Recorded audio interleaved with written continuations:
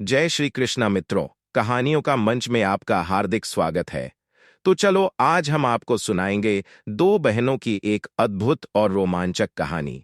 तो चलिए चलते हैं उस काल्पनिक संसार की ओर जहां एक राजा और उसकी प्रिय रानी रहा करते थे। दोनों अपने महल में प्रसन्नता और सुख शांति से जीवन व्यतीत कर रहे थे। समय बीतता गया और उनके आंगन में खुशियों ने दस्तक दी। उनके यहाँ दो सुंदर पुत्रियां हुईं। राजा और रानी अपनी पुत्रियों से बेहद प्रेम करते थे और उनकी हर खुशी का ध्यान रखते थे। एक दिन रानी महल के बगीचे में टहलते हुए एक पेड़ के पास रुकी। उसने देखा कि एक घोंसले में चिड़िया मृत पड़ी है और उसके नन्हे बच्चे भूख से कांपते हुए करुण स्वर में चहचहा रहे हैं। यह दृश्य देखकर रानी का हृदय पिघल गया और उसने कुछ करने का निश्चय किया। कुछ दिनों बाद चिड़ा अपने घोंसले में एक नई चिड़िया को लेकर आया, लेकिन नई चिड़िया ने पहली चिड़िया के नन्हे बच्चों को घोंसले से उठाकर झाड़ियों में फेंक दिया। मासूम बच्चों को गहरे घाव हो गए और भूख और पीड़ा के कारण एक दिन उनकी मृत्यु हो गई। रानी ने यह दर्दनाक दृश्य देखा तो उसका दिल बहुत दुखी हो गया। उसने सोचा, ईश्वर ना करे मेरे मरने के बाद मेरे बच्चों के साथ ऐसा कुछ हो। यह विचार उसके मन में गहरे तक बैठ गया और वह अपनी बेटियों के भविष्य के बारे में बहुत सोचने लगी। एक दिन अपनी चिंता से व्याकुल होकर रानी ने राजा से कहा, स्वामी, मुझे आज आपसे एक वचन चाहिए। यदि कभी मेरी मृत्यु हो जाती है तो आप मेरी पुत्रियों की रक्षा के लिए हर संभव प्रयास करेंगे। मैं नहीं चाहती कि मेरी बेटियों का जीवन भी उन मासूम चिड़िया के बच्चों जैसा हो। कुछ दिनों बाद रानी का निधन हो गया और राजा अपनी प्रजा के दबाव में आकर दूसरी शादी करने के लिए विवश हो गया। कुछ समय बाद नई रानी ने एक अंधी लड़की को जन्म दिया। यह लड़की छोटी सी थी, लेकिन रानी उसे अत्यधिक प्यार करती थी और उसे कभी भी किसी प्रकार की कमी महसूस नहीं होने देती थी। वहीं राजा की पहली रानी की बेटियां, जिन्हें कभी अपार स्नेह और देखभाल मिली थी, अब नई रानी के शरण में आने के बाद दुखों का सामना करने लगीं। नई रानी ने उन्हें न केवल उपेक्षित किया, बल्कि अक्सर उन्हें प्रताड़ित भी करती थी। इसके विपरीत नई रानी अपनी अंधी बेटी को हमेशा अपने पास रखती थी और उसे हर सुख सुविधा प्रदान करती। वह उसे नाना प्रकार के व्यंजन और नई रानी ने अपनी सौतेली बेटियों को राजा की गायें चराने के लिए भेज दिया। दोनों बहनें दिन रात काम करतीं, लेकिन रानी की क्रूरता कम होने का नाम नहीं ले रही थी। एक दिन रानी ने अपनी अंधी बेटी के हाथ से उन बहनों के लिए गेहूं का छोकर भिजवाया और साथ में गोबर की रोटियां बनवाकर भेज दी। जब बहनें उन रोटियों को देखतीं तो उनका दिल टूट जाता। रोटियां देखकर वे लेकिन रानी का आतंक इतना बड़ा था कि उन्हें खानी ही पड़ती थीं। बड़ी मजबूरी के साथ वे रोटियां फेंक देतीं और फिर उसी छोकर को खाकर अपना पेट भरतीं। यह रोज का अपमान और शोषण उनकी आत्मा को बहुत तकलीफ देता था, लेकिन वे कुछ कह नहीं पातीं। दिल में गम और आंखों में आंसू लिए वे चुपचाप अपने हालात सहने को मजबूर थीं। इस प्रकार राधा और पूजा नाम की दोनों बहनें अपनी मां की समाधि पर जाकर रोने लगतीं। वे अपनी दुख भरी जिंदगी और रानी द्वारा की गई ज्यादतियों के बारे में सोचते हुए अक्सर अपनी मां को याद करतीं। एक दिन मां की समाधि से उन्हें एक आवाज सुनाई दी, बेटियां, देखो, तुम किसी गाय को पकड़कर उसका दूध पी लिया करो। यह आवाज सुनकर दोनों बहनों की आंखों में आशा की एक नई किरण जगी। मां की आज्ञा का पालन करते हुए वे चोरी छिपे गाय का दूध पीने लगीं। धीरे धीरे उनकी सेहत पहले से कहीं अधिक बेहतर हो गई। रानी को जब यह बात पता चली कि राधा और पूजा गाय का दूध चुपके चुपके पी रही हैं और पहले से भी अधिक सेहतमंद हो गई हैं, तो रानी क्रोधित हो उठी। उसने तुरंत आदेश दिया कि उस गाय को कहीं दूर भेज दिया जाए, ताकि वे फिर से कमजोर पड़ जाएं और रानी का शासन बरकरार रहे। रानी ने अपनी क्रूरता और भी बढ़ा दी। उसने राधा और पूजा को अपनी अंधी बेटी के कपड़े पहनने को मजबूर कर दिया और उन्हें वही घिसे पिटे बर्तन दिए जिनमें उसकी अंधी बेटी का खाना बनता था। हर दिन वे उन्हीं बर्तनों में खाती और पुराने कपड़ों में अपना समय बिताती। रानी ने उन्हें इतनी तुच्छ स्थिति में डाल दिया था कि दोनों बहनें खुद को अपमानित महसूस करती। इसके अलावा रानी ने अपनी अंधी बेटी के कपड़े धोने और उसकी देखभाल करने का आदेश भी दोनों बहनों को दिया। वे रोज अपनी अंधी बहन के कपड़े धोकर उसे पहनाती और उसके आराम का ध्यान रखती, जबकि रानी हमेशा अपनी बेटी को हर सुख सुविधा देती रहती। रानी ने इन सभी कामों को बहनों पर थोपकर यह सुनिश्चित किया कि वे कभी भी अपनी स्थिति से बाहर न निकल सकें। अगले दिन जब मुखिया को चोरी का पता चला तो उन्होंने तुरंत पूरे गांव को पंचायत में बुलाया। गांव वालों में हड़कंप मच गया। मुखिया ने पंचायत में ऐलान किया, मेरे घर से पैसे और गहने चोरी हुए हैं और रह सब रामलाल का ही करा धरा हुआ है। पर इस बार किसी ने भी मुखिया जी की बात नहीं मानी। रामलाल पंचायत में सिर झुकाए खड़ा था। उसकी धड़कनें तेज हो गई थीं। उसे डर था कि अगर चोरी का सच सामने आ गया तो इस बार वह बच नहीं पाएगा।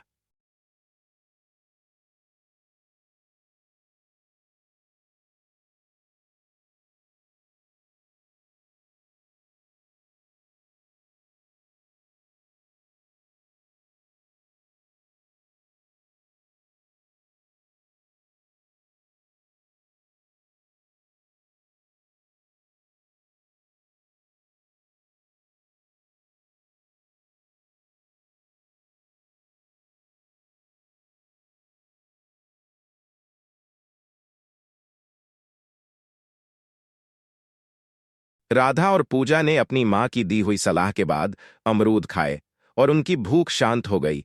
वे दोनों अब खुश और ऊर्जा से भरपूर महसूस कर रही थीं। अमरूद खाने के बाद उन्हें ऐसा लगा जैसे उनकी मां ने उन्हें आशीर्वाद दिया हो। वे दोनों प्रसन्नता से भर गईं, लेकिन रानी को यह बर्दाश्त नहीं हुआ।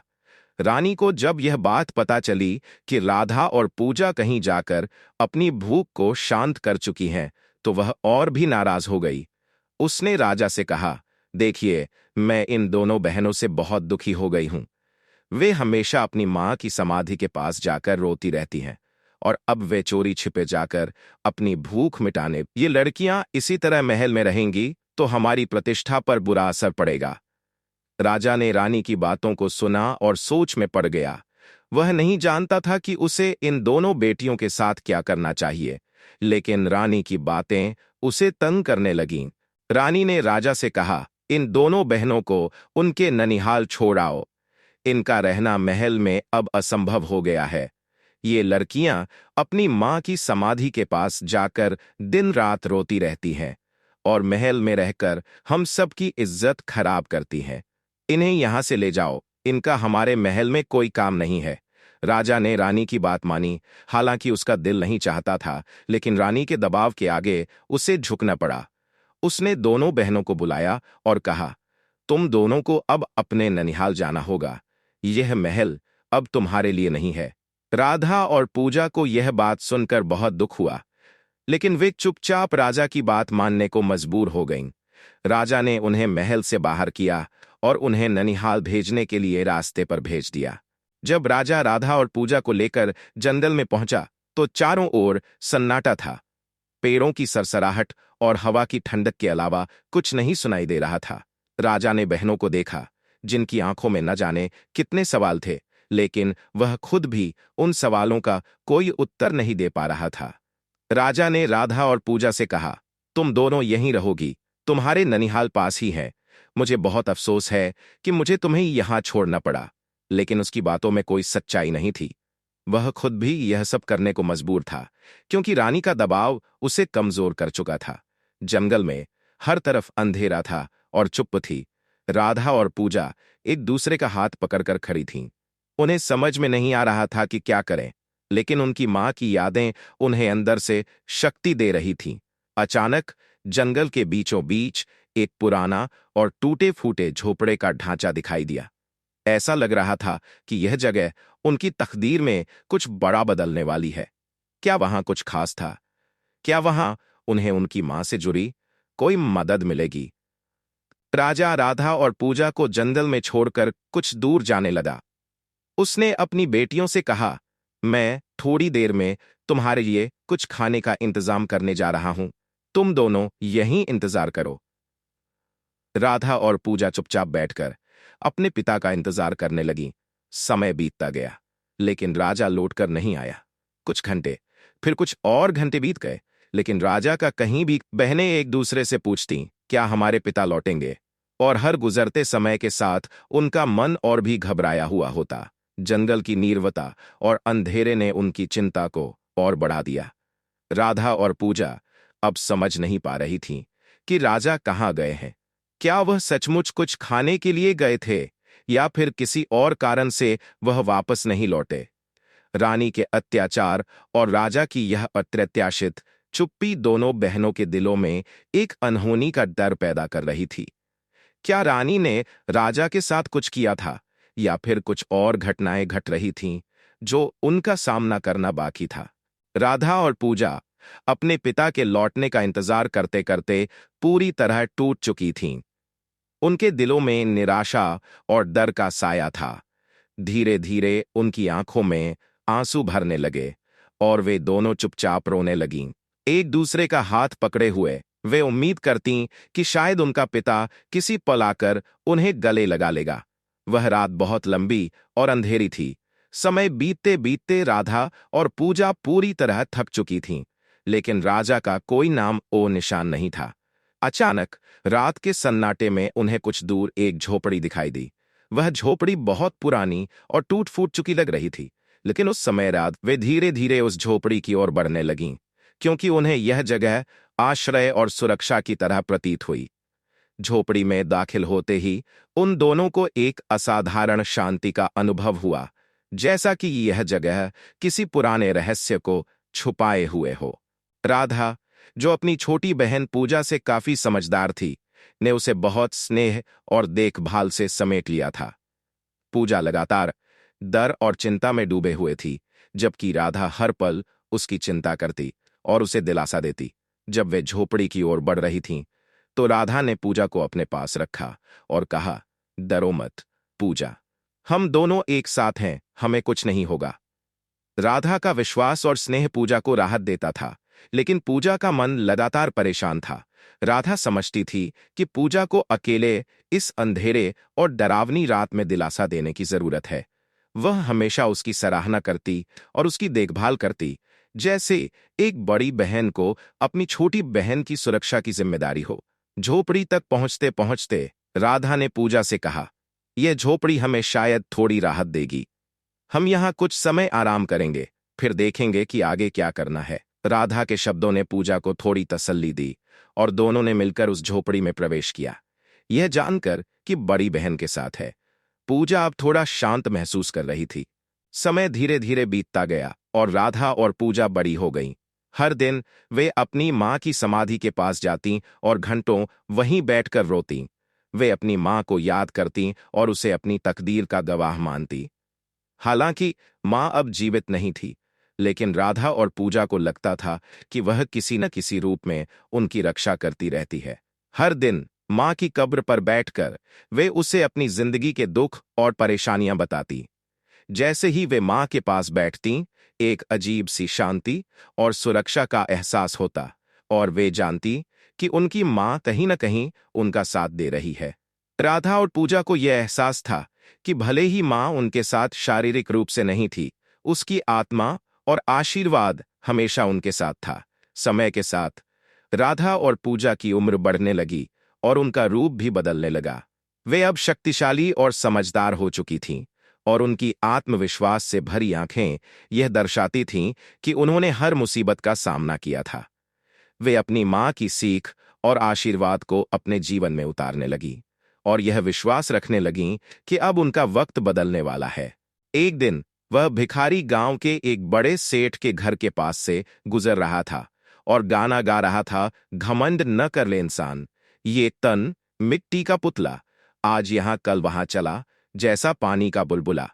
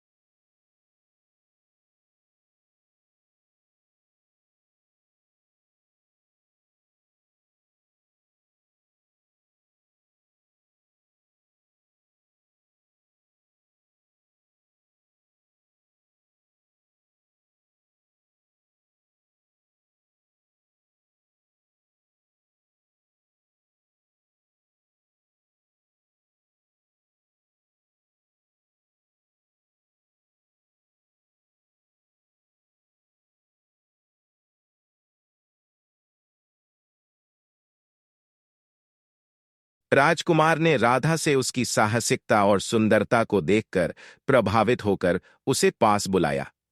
उसने धीरे से कहा, तुम बहुत साहसी और खूबसूरत हो। मैं तुम्हें एक अद्वितीय लड़की मानता हूं। मैं चाहता हूं कि तुम मेरी पत्नी बनो।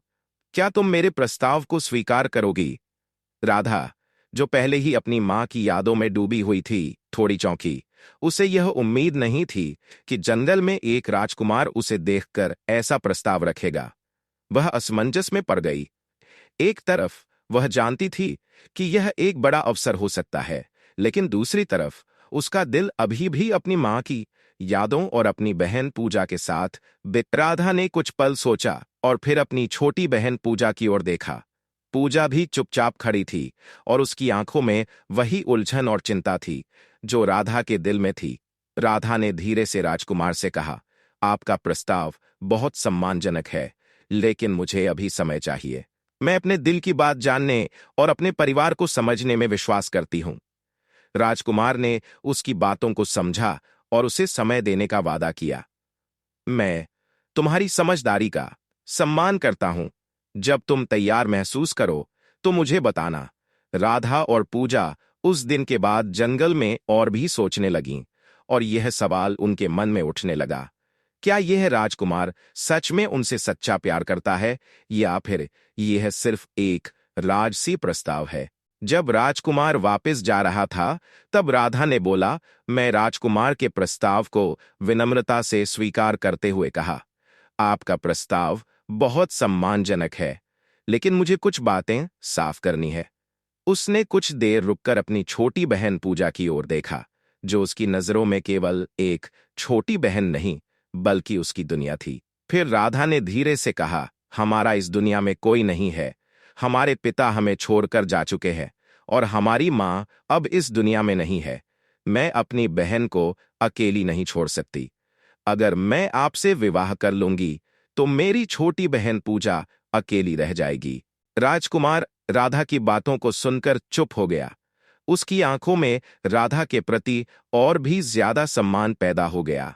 उसने समझ लिया कि राधा सिर्फ अपनी बहन का नहीं बल्कि अपने पूरे परिवार का ध्यान रख रही है। राजकुमार ने धीरे से उत्तर दिया, मैं तुम्हारी भावनाओं को समझता हूं राधा। मैं तुम्हारे परिवार को भी अपना परिवार मानूंगा।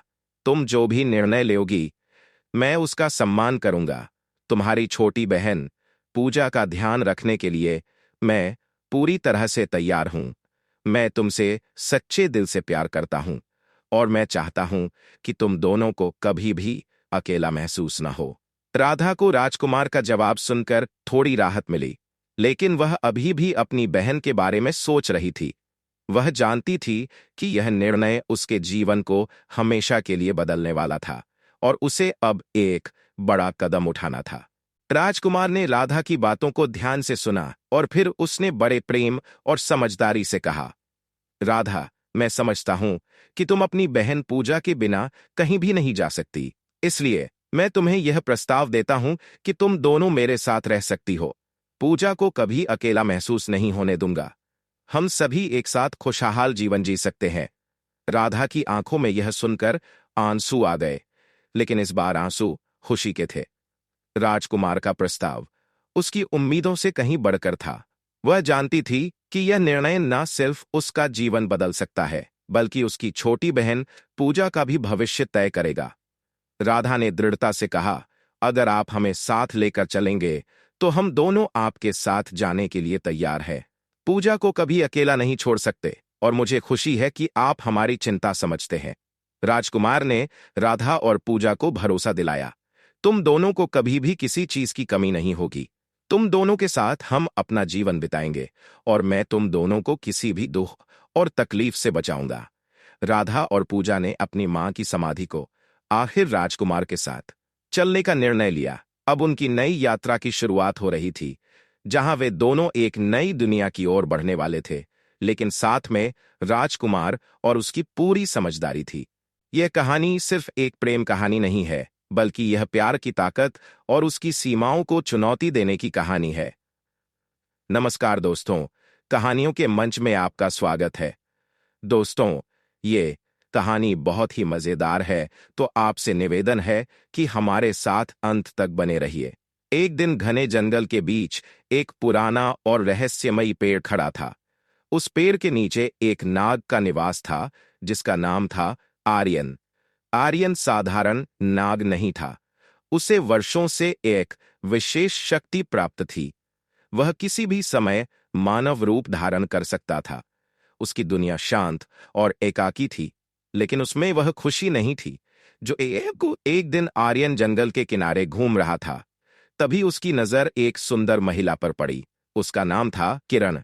किरण गांव की एक साधारण लेकिन बेहद आकर्षक महिला थी।